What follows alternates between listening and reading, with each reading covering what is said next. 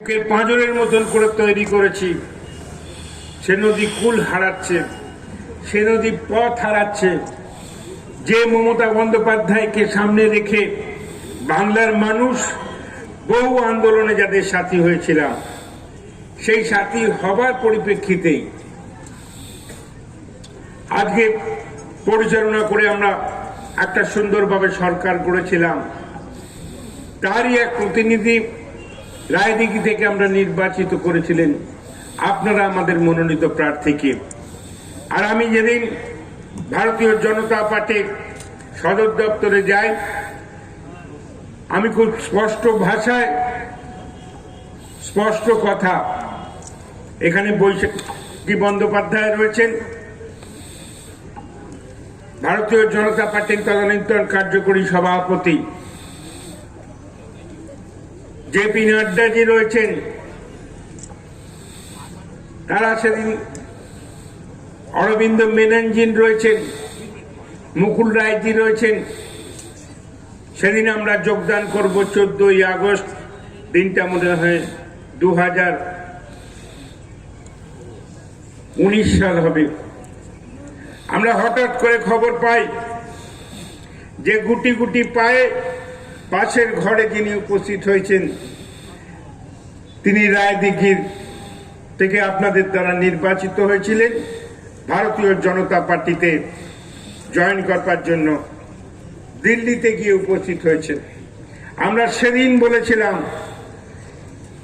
যে এই মানুষটি অভিনয় জগতের সঙ্গে যুক্ত থাকতে পারে, কিন্তু যাকে জয়েন করানোর জন্য একটা চিন্তা ভাবনা, এক আন্দোলন, এক দুর্নীতিগ্রস্ত সরকার, এক পথভ্রষ্ট নেত্রী মমতা বন্দ্যোপাধ্যায়ের বিরুদ্ধে লড়াই করতে গিয়ে আমরা ভারতীয় জনতা পার্টিতে নিশ্চয়ই যোগদান করতে এসেছি। কিন্তু এর সঙ্গে রায়দিঘির মানুষের কাছে পরোক্ষ প্রত্যক্ষ ভাবে যারা যোগসূত্র করে, আমরা শুনেছি বহু গরিব মানুষের কাছে টোটো দেওয়ার নাম করে লক্ষ লক্ষ টাকা তোলার যে অভিযোগ রয়েছে, সেই মানুষটি যদি জয়েন করে আমাদেরকে ক্ষমা করবেন। এবং ভারতীয় জনতা পার্টির নেতৃত্ব আমরা খুশি যে আমাদেরকে যেমন গ্রহণ করেছিলেন, সেদিন ভারতীয় জনতা পার্টির সদর দপ্তর থেকে ফিরিয়ে দিয়েছিলেন যেমন করে, আগামী দিনে আপনারা ভারতীয় জনতা পার্টি গ্রহণ করবেন।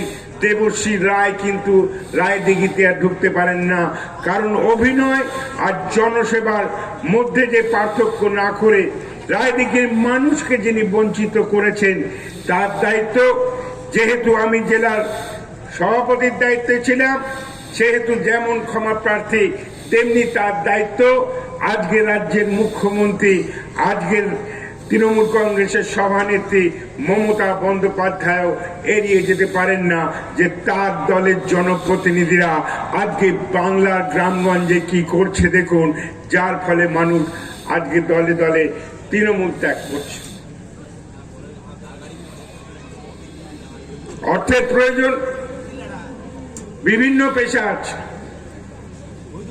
আজকে কেন একটা রাজনৈতিক দল, ভারতীয় জনতা পার্টি একটি রাজনৈতিক দল, তৃণমূল কংগ্রেসও একটি রাজনৈতিক দল, কান্তিবাবুর বিরুদ্ধে লড়াই 1985 সাল থেকে যাদবপুরে তিনি লড়াই করতেন।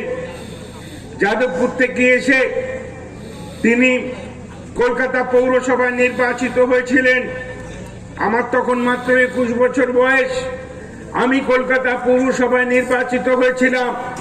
সেদিন থেকে লড়াই ছিল, কিন্তু একটা রাজনৈতিক দল যে ভুল মানুষকে বিভ্রান্ত করে, একটা রাজনৈতিক দলের প্রতিনিধি মানুষকে বিভ্রান্ত করে এইভাবে তাদেরকে টোটো গাড়ি নাম দেবার জন্য আজকে তাদের নামের সঙ্গে একটা রাজনৈতিক দলের যে নাম জড়িয়ে গেছে, যে নামের পরোক্ষ প্রত্যক্ষ ভাবে তাদের প্রতিনিধি রয়েছে, তারা আজও বহিষ্কার করেনি আগামী দিনের বিধানসভা নির্বাচনে এই তৃণমূল কংগ্রেসকে রায়দিঘি থেকে বহিষ্কার করবার শপথ আজকের এই সভা থেকে আপনাদের গ্রহণ করতে হবে, আপনাদের সেই সিদ্ধান্ত নিতে হবে।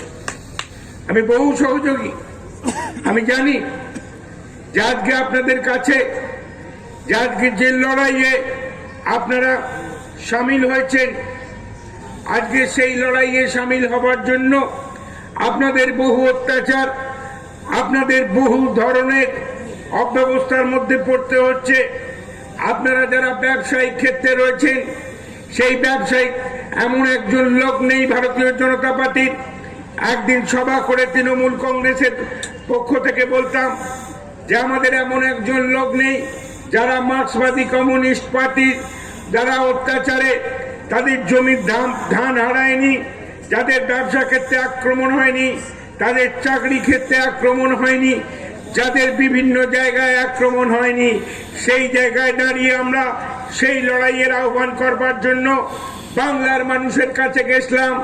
অনেকে ভাববেন কিন্তু সেই লড়াইয়ে যাবার জন্য সেদিন বাংলার মানুষ যখন এগিয়ে এসেছিল, সেই এগিয়ে আসার জন্য একদিকে ভারতের জাতীয় কংগ্রেসের পশ্চিমবঙ্গ শাখা, আর একদিকে পশ্চিমবঙ্গ যুব কংগ্রেসের সভানেত্রী মমতা বন্দ্যোপাধ্যায় যেদিন থেকে এগোচ্ছিলেন 1998 সালে, জেনে রাখুন মানুষের জন্য যে লড়াই করে আজকে তৃণমূল কংগ্রেসের মঞ্চ তৈরি হয়েছিল, যে মঞ্চ থেকে আমরা ভাষণ দিয়েছিলাম, যারা আজকে ভারতীয় জনতা পার্টির পক্ষে মার্ক্সবাদী কমিউনিস্ট পার্টির বিরুদ্ধে যে লড়াই যেমন আমাদের ছিল, সেই লড়াইয়ে সামিল হওয়ার জন্য মমতা বন্দ্যোপাধ্যায় 1998 সালে যে 1 জানুয়ারি যে দলটাকে আত্মপ্রকাশ করেছিলেন, আজকে ভারতীয় জনতা পার্টির বিরুদ্ধে তৃণমূল কংগ্রেসের কেউ পতাকা ধরে রাস্তায় পতাকা টাঙিয়ে দেবার নাম করে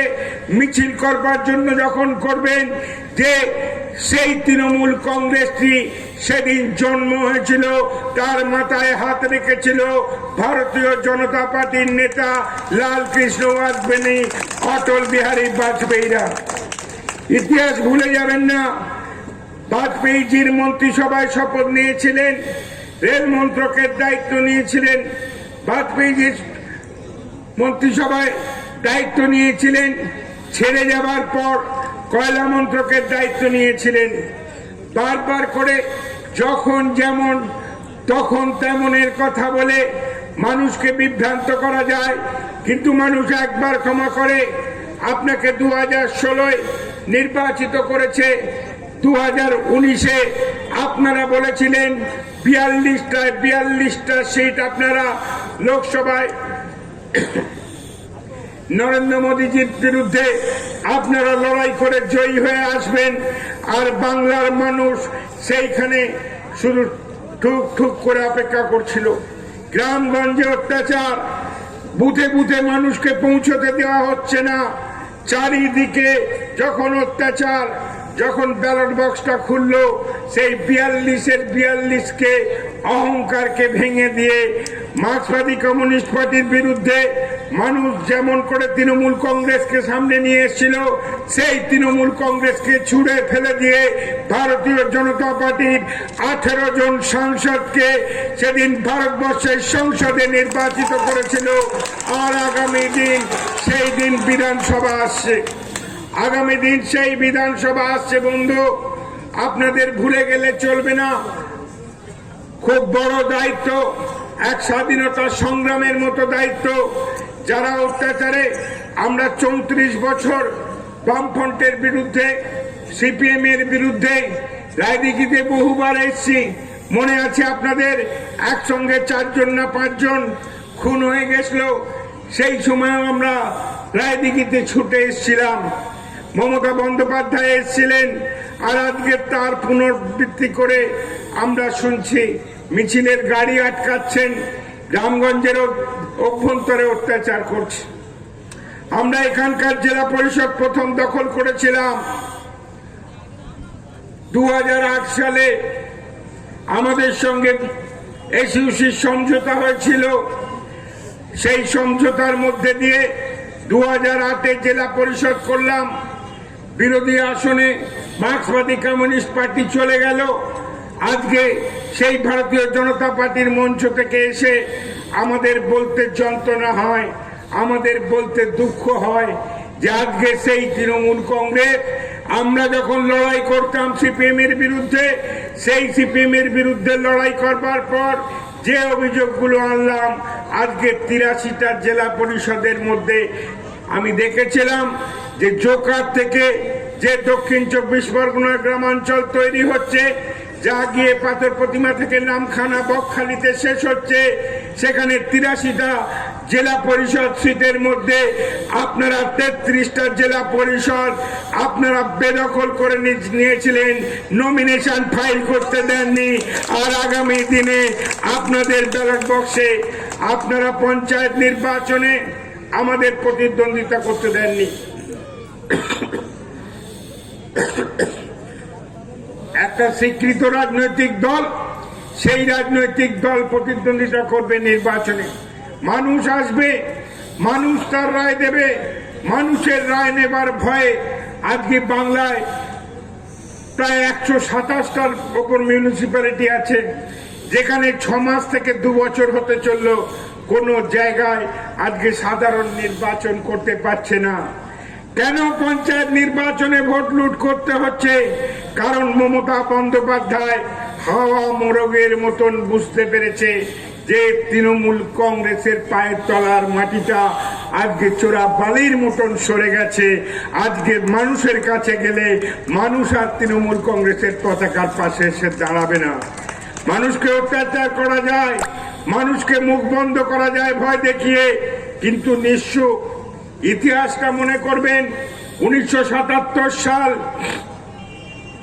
জরুরি অবস্থা জারি করেছিলেন ইন্দিরা গান্ধী। যারা বয়স্ক মানুষ আছেন তারা উপলব্ধি করবেন, চারিদিকে কংগ্রেসের লোকেরা ডাপাডাপি করেছিল। ভোট কেন্দ্রে গিয়ে যখন ব্যালট বক্স খোলা হয়েছিল, গিয়ে দেখা গেছে কংগ্রেসের অস্তিত্ব নেই। হয়তো মথুরাপুরের কোনো জায়গা থেকে একটা সত্যবাপুলি বেরোলেও আজকে বাংলার ক্ষমতার থেকে সেদিন কংগ্রেসকে চলে যেতে হয়েছিল। কংগ্রেস মাথা তুলে দাঁড়াতে পারেনি। মনে রাখবেন, 426টা সিটে ইন্দিরা গান্ধী 84 সালের 31 অক্টোবর মারা যাবার পর যখন ইন্দিরা গান্ধী সেখান থেকে দাঁড়িয়ে রাজীব গান্ধী নির্বাচন করেছিলেন, সেই রাজীব গান্ধীর নির্বাচনের মধ্যে দিয়ে মমতা বন্দ্যোপাধ্যায়ের উত্থান হয়েছিল 24শে ডিসেম্বর 1984 সাল। আজকে আপনাদের উপলব্ধি আনতে হবে, অত্যাচার করবে, আপনাদের মুখ বন্ধ করার চেষ্টা করবেন। জেনে রাখুন, 426টা সিটের দম্ভে রাজীব গান্ধী সেদিন সেই অহংকারে যখন অন্যভাবে চলবার চেষ্টা করেছিল, সেই জায়গায় দাঁড়িয়ে 1989 সালের, অ্যাকচুয়ালি 1987 সালের দিনটা হলো 19শে মার্চ। একটা সুইস রেডিওয় খবর বেরিয়েছিল বফোর্স কামান কেলেঙ্কারি নিয়ে। সেই বফোর্স কামান কেনা নিয়ে তার অর্থমন্ত্রী বিশ্বনাথ প্রতাপ সিং প্রতিবাদ করেছিলেন। যে লোকটা 1984 সালে 426টা আসন নিয়েছিল, তার অহংকার হয়েছিল। কিন্তু জেনে রাখুন, ঈশ্বর কারোর অহংকারকে কিন্তু বরদাস্ত করে না। 1989 সালের নির্বাচনে সরে যেতে হয়েছিল ভারতের জাতীয় কংগ্রেসকে, আর মাথা তুলে দাঁড়াতে পারেনি। জেনে রাখুন, নিশ্চয়ই সেই জায়গায় দাঁড়িয়ে মানুষ কিন্তু শেষ কথা বলে। মানুষ শেষ কথা বলে বলে আজকে কিন্তু আপনাদের কাছে আজকে রায়দিঘির একটি মাঠে এত মানুষের সমাগম।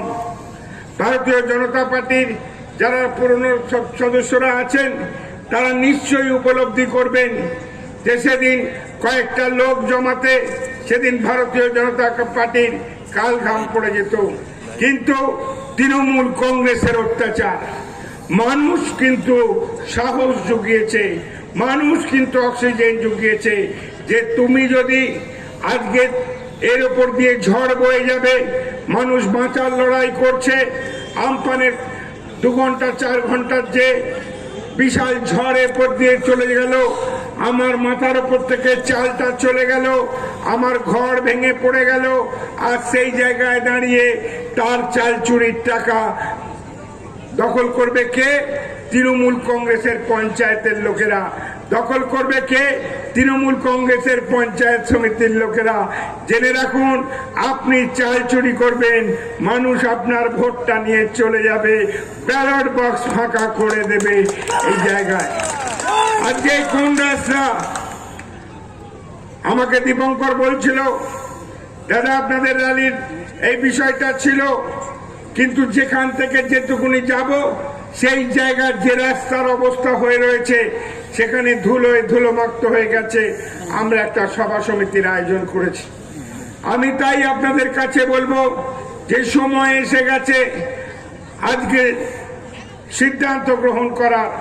আগামী মে মাসে যে কোনো সময় আজকে পশ্চিমবাংলার সাধারণ নির্বাচন। পশ্চিমবাংলার মানুষ আজকে কত আস্থা রেখে, কত বিশ্বাস রেখে আজকে স্বাস্থ্যসাথীর কথা বলছেন। আজকে দুয়ারে দুয়ারে সরকার, সব 10 বছর বাদে মনে পড়লো আগে কোথায় ছিলেন। মানুষ তো আপনাকে আশীর্বাদ করেছে, আপনি কেন আয়ুষ্মান ভারত? ভারতীয় জনতা পার্টির পক্ষে ভারতবর্ষের কেন্দ্রীয় সরকার যখন আয়ুষ্মান প্রকল্প করে কৃষক নিধির জন্য, যখন কৃষকদের জন্য তারা অর্থ সাহায্যের কথা বলে, প্রত্যেক কোটি জিনিসকে আপনি ফিরিয়ে দিয়েছেন। আপনি যখন প্রধানমন্ত্রী শহরে রোজগার যোজনা আপনি ফিরিয়ে দেবেন। আপনার কাছে প্রধানমন্ত্রী বাসস্থান প্রকল্প আপনি ফিরিয়ে দেবেন। আপনি সেই জায়গায় দাঁড়িয়ে যখন স্বচ্ছ ভারত হবে তখন আপনি অন্য নামে, বাংলার নামে চালাবেন। আজকে কিন্তু সেই সময় এসেছে। তাই আমি আমার বক্তব্য আমি দীর্ঘায়িত করতে চাই না। আমি বিশ্বাস করি যে আজকে যারা এসেছেন এই মাঠ থেকে আপনাদের শপথ নিতে হবে যে আগামী দিন সেই সুন্দরতম দিন, সেই সুন্দর আশীর্বাদ ভারতীয় জনতা পার্টি আজকে সমুদ্র হিমাচলে আজকে যে লড়াই, সেই দার্জিলিং এর কোল থেকে আজকে সে উত্তরবঙ্গ আপনারা যান, সেই উত্তরবঙ্গে আজকে তৃণমূল কংগ্রেস বিলীন হয়ে গেছে। দক্ষিণবঙ্গের বিভিন্ন প্রান্তে আপনারা যদি আজকে যান, পুরুলিয়া, বাঁকুড়া, হুগলি থেকে শুরু করে সব জায়গায় আহ্বান যে তৃণমূল কংগ্রেসকে উৎখাত করা আমাদের প্রথম এবং শেষ প্রকল্প। সেই জায়গায় দাঁড়িয়ে আমাদেরকে শপথ নিতে হবে। আমরা কে থাকবো ব্যক্তি হিসেবে তা বড় কথা নয়, ভারতীয় জনতা পার্টি থাকবে আপনাদের পাশে দাঁড়িয়ে। এই জেলার প্রত্যন্ত অঞ্চলে প্রত্যেককে মানুষকে সংগঠিত করবার জন্য, আজকে এখানে এখানে সংগঠিত করবার জন্য বহু মানুষ রয়েছে। আমি দীপঙ্কর জানা মহাশয়কে বলবো, একদম ভাববেন না কার খবরের কাগজে বেরোলো, কার ইলেকট্রনিক মিডিয়ায় দেখালো, সেই জায়গায় জানবেন যে নেতৃত্ব আপনাদের মধ্যে উঠে আসবে। কেউ কেউ আমরা আপনাদের কাছে বড় বড় কথা বলবো, কিন্তু জেনে রাখবেন যে এই মানুষের উপস্থিতি আজকে কিন্তু আমাকে উপলব্ধি করাচ্ছে যে আজকে দক্ষিণ 24 পরগনার 31টা বিধানসভার মধ্যে অধিকাংশ আসনে আগামী দিন ভারতীয় জনতা পার্টির বিধায়ক বাংলার বিধানসভায় প্রতিদ্বন্দ্বিতা করবে। এই বিশ্বাস আমার আছে, এই আস্থা আমার আপনার আছে। প্রত্যেক কোটি ভারতীয় জনতা পার্টির নেতৃত্ব চারিদিকে ছড়িয়ে পড়ে মানুষের যে আশীর্বাদ, বিভিন্ন পথসভা, বিভিন্ন ধরনের পদযাত্রা, বিভিন্ন জায়গায় সভা সমিতিতে মানুষ যেভাবে আশীর্বাদ করতে এগিয়ে আসছেন, সেই জায়গায় দাঁড়িয়ে আপনারাও আপনাদের শপথের বাণী আজকের এই শুধু সবার মধ্যে দিয়ে নয়, অন্যান্য আন্দোলনের মধ্যে দিয়েও আপনারা ছড়িয়ে দেবেন। এই আশা রেখে সবাইকে আমার অন্তরের অন্তঃস্থল থেকে কৃতজ্ঞতা জানিয়ে আগামী নির্বাচনে দেখা হবে এই আশা রেখে প্রত্যেককে ধন্যবাদ জানিয়ে নরেন্দ্র মোদীজির হাত যে জায়গায় দাঁড়িয়ে বাংলার সরকার, দিল্লির সরকার, কলকাতার সরকার, দিল্লির সরকার একটি সরকার, যে উন্নয়ন যাতে বাংলা থেকে না ফিরে যায়। বাংলা বহু বঞ্চিত হয়েছে, আর বাংলাকে বঞ্চিত হতে দেবেন না। বাংলায় আশা ভরসা করেছেন, আপনারা মমতা বন্দ্যোপাধ্যায়ের উপর পেছন থেকে ছুরি মেরেছেন। আজকে সেই জায়গায় দাঁড়িয়ে আপনারা হাতে ছুরি নেবেন। সেই ছুরিটা কি? Ballot paper.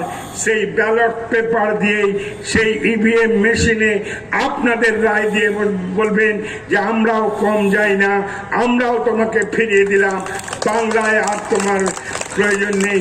বাংলার মানুষ সেই রায় দেবে এই আশা করে, সেই যেমন করে জয় শ্রীরাম ধ্বনি দিচ্ছেন, তা দেখে গাড়ির থেকে নেমে নিয়ে আপনাদের তাড়া করবে। আর এই জয় শ্রীরামের নাম করে আপনারা ব্যালট নিয়ে তাড়া করবেন তৃণমূল কংগ্রেসকে। বলবেন বাংলায় তোমার সরকারের প্রয়োজন নেই, বলবেন ভারত মাতা কি জয়, বলবেন জয় শ্রীরাম। এই ধ্বনি দিয়ে আমি ভারতীয় জনতা পার্টির প্রত্যেক কোটি সদস্যকে ভাজপার সরকার তৈরি করবার জন্য আপনাদের কাছে আবেদন, মায়েদের কাছে সেই আবেদন, মায়েদের প্রণাম জানিয়ে বলি, মা তোমার উলু দিয়ে শঙ্খ দিয়ে তুমি যেমন করে আগের দিনে এগিয়ে দিয়ে সিপিএমকে উৎখাত করেছিলে, যাকে এনেছিলে সে তোমাকে বিশ্বাসঘাতকতা করেছে, তোমার উন্নয়নকে পিছিয়ে দিয়েছে। এই ভারতীয় জনতা পার্টির সঙ্গে সিট শেয়ারিং, অটল বিহারী বাজপেয়ী আদবানীদের আশীর্বাদ নিয়ে সে ক্ষমতায় এসে তোমাদেরকে ভুলে গেছে। আর তোমাকে মনে রেখে ব্যালটে পদ্মফুল ছাপ দিয়ে সেই বিশ্বাসঘাতককে তোমাকে সেই শাস্তি দিতে হবে মা। এই আশা রেখে, সবাইকে ভরসা রেখে আমার বক্তব্য সংক্ষিপ্ত করলাম। জয় হিন্দ, ভারত মাতা কি জয়, জয় শ্রীরাম।